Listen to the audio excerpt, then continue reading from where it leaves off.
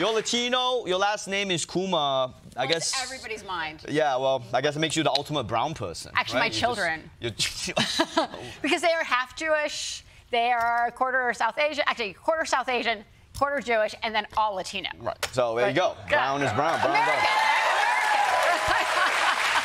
Asians and Latinos. You gotta do that, like the meme. Like there's the. Be very afraid. I mean, similarities with Asians. I mean, whenever people talk about the Asian voting bloc, I always kind of tell them like, oh, we're not really a monolith. There's like a lot of different types of Asians. Yeah. And I assume the same is with Latinos. 100%. Latinos, like if the Colombian soccer team is playing, that's who I cheer for. Right.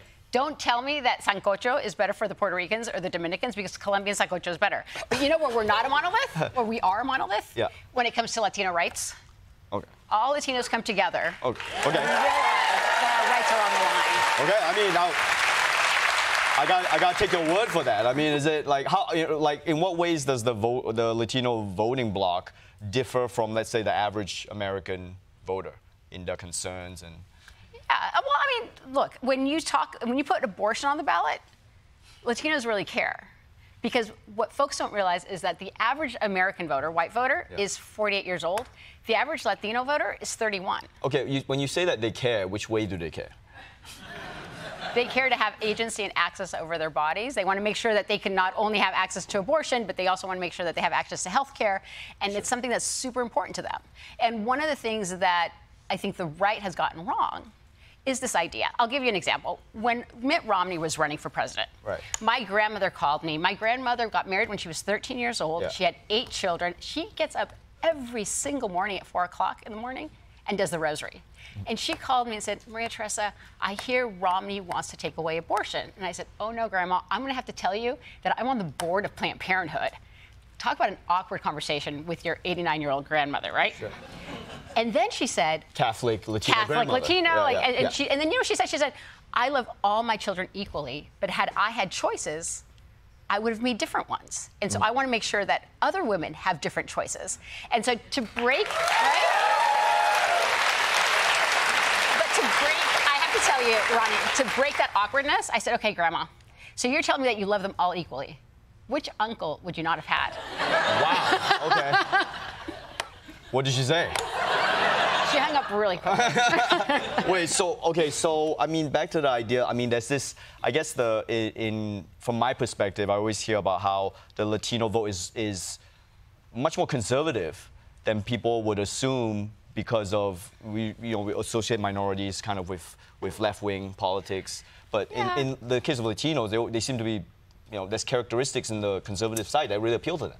So this is where it gets really awkward. Like literally, close to 60% of Latino voters are under the age of 40. And so when you talk to a lot of Latino voters, they're disproportionately young people. And what do I have to do for a young person? I don't have to convince them that climate change is real. Okay. I need to convince them that they have to vote. And if they vote for the right people that believe in climate change, then they can change policy. Sure. And so when people say, again, that Latinos are not a monolith, it's really around generational stuff.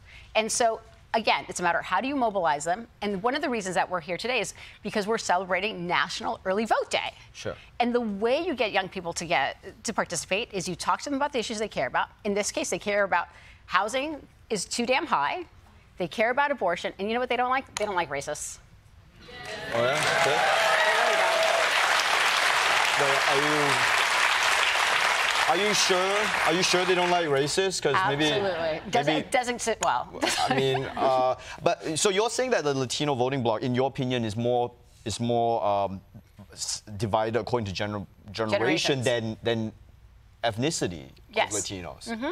Oh, okay. So to give you an idea, if you look at Arizona, Arizona was able to flip for the Democrats in 2020 was because you have a massive group of young Latinos coming of age. No. To give you an example, Biden won Arizona by 10,400 votes. Since then, over 160,000 Latinos have turned 18 just in Arizona. Oh. And you know what politicized them? Racism. Okay. Sheriff Arpaio, show me your paper laws. This all sounds great. So what is the issue? Why is it even then? That's the right question. It's even because a massive amount of Latino voters that have come of age have not been fully registered. My life's work is trying to register voters as soon as they turn 18. A Latino voter turns 18 every 30 seconds in this country. Right. So you're hanging around high schools with like, hey, can you? Like, hey, you want to vote? Look. Now that's a little awkward. Yeah. I'll give you democracy and freedom if you vote for me. Right. No, so but that's the biggest gap, right? So when people say Latinos don't care, when Voto Latino, when we register, said that. I didn't say that. No, you didn't. No, I'm not trying to put words in your mouth. No, but oftentimes there will be headlines. There's like Latinos, the sleeping giant, right? Right. And those are serious questions because the biggest challenge for the Latino community is to close the voter registration gap. There's roughly 10 million Latinos that are not registered, and the majority of them are literally under the age of 29. If you ask yourself, why do they have all these laws trying to prevent the vote? It's because we live in a multicultural America that's disproportionately young, that has a very different worldview than the people controlling most branches of government. Okay. And so our job is to say, look, we need you not only to register, but vote early and make sure that you're doing it in droves. Because oftentimes people wait until the last minute, then all of a sudden, if you're working an hourly job, you don't have time. You can't afford to stand in line for hours. But you can if you start voting right now. Sure. And I mean, that deserves applause. Yeah, you should vote right now. You should vote right now. I mean, you have the right to vote. Yeah. I mean, I agree that we seem to be in a moment in time when it seems to be a generational battle between old people and old people, and then like younger people. I do feel that, but I guess I'm asking you, and it seems you seem to be telling me that even I don't take for granted that just because you're young, you're not conservative. Correct. So I'm asking you if do young Latino people, I mean, are you that confident that they don't skew 50-50 conservative? They're absolutely not 50-50. I can tell you, like, even so we do tons of focus groups all the time. Like, you're going to have to come over, Ronnie, and I'll just bury you into data, and you're going to love it. It's super sexy. I think I'm okay. Super sexy. But we actually, our job is to actually better understand, right? Sure. And so I will tell you, like, the last poll we took, when you look at Latino young voters, 70% of them were for Kamala Harris. Oh, okay. 7 out of 10. Okay. That's good. So our job is to get them out. Okay. So how do we? Yeah. Well, okay. Well, that sounds good, but again, I'm just like, this is. It's not easy. No, it's not easy. Why is it still even then? Who the is not? What's missing here? They're not. No. Well, that is why it was so important when Bad Bunny and Jennifer Lopez came out for Kamala Harris, because we are constantly in these balkanized media environments. Young people get their information from TikTok. Bad Bunny talking to low information voters saying, hey, look over here. This guy's a racist. He believes that Puerto Ricans are garbage. But here, come and vote for Kamala Harris because she actually has a plan. That's why he was so important. It's not just like his leadership, but it's more of like he gets to talk to audiences that don't consume information in traditional ways. Sure. And on that point, like, so you think this MSG rally stuff about Puerto Ricans, is this going to move the needle or not? I can tell you that at Voto Latino, the amount of celebrities that have come out through the woodwork have been phenomenal, but also business leaders. And this is the thing. When he went after Puerto Ricans, that comedian, he went after all of us. Because in the Latino community, we recognize code. We recognize dog whistles. When Donald Trump decided that he was going to run for office because he said he was calling Mexicans rapists and criminals, we all in the Latino community heard that dog whistle. And we organized starting in 2018 and 2020 and 2022. And our job now is basically to stand firm and make sure that we're participating. And that is learning about how to vote.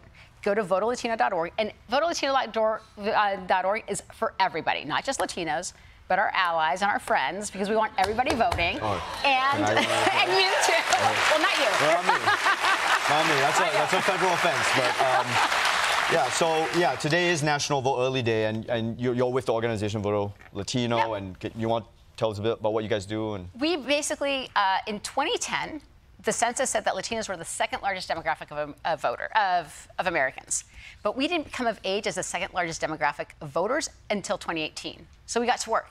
We said, where are the possibilities of moving elections? And we register voters all the time, and we mobilize them and we inform them. And for us, it's like, how do you nurture a relationship? You give it love. Our democracy is a relationship. And how we nurture it is with our vote. It's a bit of an abusive relationship at this point, but did you? Well, no, because you know what? We voted in record number in 2018 and 2020, and then all of a sudden we got insulin costs came down to $35. We actually got loan forgiveness for billions of dollars. Like, we finally started showing up, and we have the best climate change nobody policy. cares about your facts. I feel sad. I feel sad. We do. The person who does care is the person that doesn't have to pay $2,000 for insulin. No, I agree. I think the people aren't paying attention to facts, which brings me to the other thing you guys do, which is you battle a lot of disinformation. All the time. Yeah. All the time. And so one of the things that we've learned is that and when you say, why aren't young people paying attention, oftentimes is that the massive amount of disinformation that they're getting online, on TikTok in particular, is very real. So our job is to say, what are you listening to and how do we combat it? The other thing we know, and this is, I think, where we have a lot of commonality with the Asian American community, is that oftentimes our elders are getting bad information, and it's that young person that basically breaks the fever and says, no, that's not exactly what happened. Breaks the fever or just unending fight. But they eventually listen. Yeah, I mean, and on that note, I mean, you see, we're all here, we're kind of like preaching to a choir a little bit. Yeah. But we do. I just like to ask you, like, what would you say to conservative Latino voters right now who might be on the fence, or like, what would you tell them to? Yeah, my grandmother always says, you are who your friends are. Wait, look in the camera. Look in the camera. You are who your friends are. This one. Sorry. Mi abuelita dice. My grandmother says, you are who your friends are. And so if Donald Trump's friends are calling our community garbage, if they're talking about mass deportation, if they are talking about this idea of separating families or deporting whole families, they're talking about you. Because the moment you step out that door, you present as brown. And our job right now is to safeguard our democracy. And if Kamala Harris can bring Dick Cheney and AOC under one tent, that's a call for our democracy right now. I couldn't put it better. Voto Latino.